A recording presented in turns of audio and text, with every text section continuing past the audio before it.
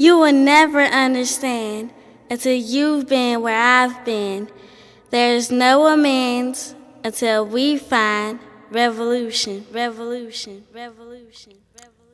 I used to cry on every holiday, every birthday, every Christmas. I used to cry because every Barbie doll I ever had as a child was white. And the black ones couldn't fool me because her hair was too blonde and her eyes were too light. And I might have been convinced if she didn't happen to look just like all the white chicks on the TV, all the white chicks in the magazines, all the white chicks in the movie screens, that oddly enough never looked like me. Subconsciously breaking down my psyche, constantly feeding me bullshit, but telling me not to eat. Stomach in, but out, and be sure not to breathe. And don't forget to live your life unrealistically. Get down to that size 3 because you don't mean shit to society unless your waist is small, your eyes are green, and your hair weaves down to your knees. And they wondered why I cried about Barbie when being bulimic became the in thing and anorexic was the new prerequisite before teens can enter into the 9th grade. So parents and teachers ignore the incidents when she made herself throw up and dismissed it as a trial and tribulation of growing up instead of growing out. But we still can't figure out why black girls want to be brown and brown girls want to be red and red girls want to be yellow and yellow girls want to be white and white girls want to be tan to join into the I hate me hype. We are all conditioned to dislike ourselves to contribute to somebody else's wealth, and it's self-explanatory when most of us are still caught up in good hair. I mean their hair, because we can't bear our own hair, so we rip and tear our hair with their products, which turns into their profit. And just like our wallets, our hearts are broken by the hot comb that hurts, that curl juice that squirts, that perm that don't work, plus the perks of being a perk plus girl in a white woman's world makes it all worth it. Before they could capitalize on slavery, they used to capitalize as merchants. But I'm certain that the same percentage of young girls that used to want to be doctors and lawyers and basketball pros now want to be video hoes because they've been convinced by the new plastic surgery reality shows that they can mold their bodies into happiness. Well, on the inside, they're falling apart.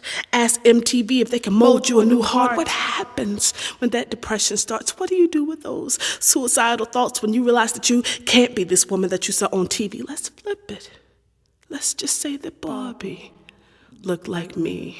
But let's take it back to the beginning. Say I completely erased your ancestry, rewrote your history, kidnapped you, brought you over to Kemet in slavery, called all white women ugly, shaved their heads, braided their hair into lynch ropes, and hung their brothers with it from a tree, raped them with blunt objects because some things are still reserved for me. Don't you look me in my eye when you refer to me, call me queen. You bow down to my brother, make sure you recognize him as king, and maybe, just maybe, in 400 years, we'll let you think we set you free.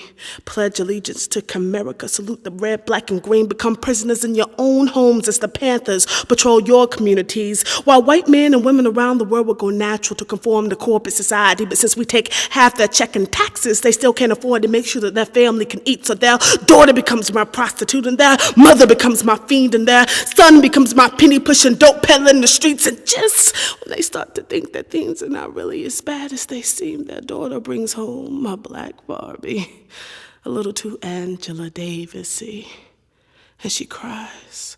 She cries because all she knows is I hate me. She cries because her self-esteem has been sold out for money. She cries because she'll never see a positive image of herself on TV. She cries because she's been conditioned to want to be a woman that she cannot ever be. She cries with every show on TV, every magazine, every movie screen, every baby doll in Barbie reminds her of 400 years of destruction and defeat, why her great-great-grandmother was beat, why her family still can't eat, why she can hate her history so much and still believe that's who she wants to be. She cries.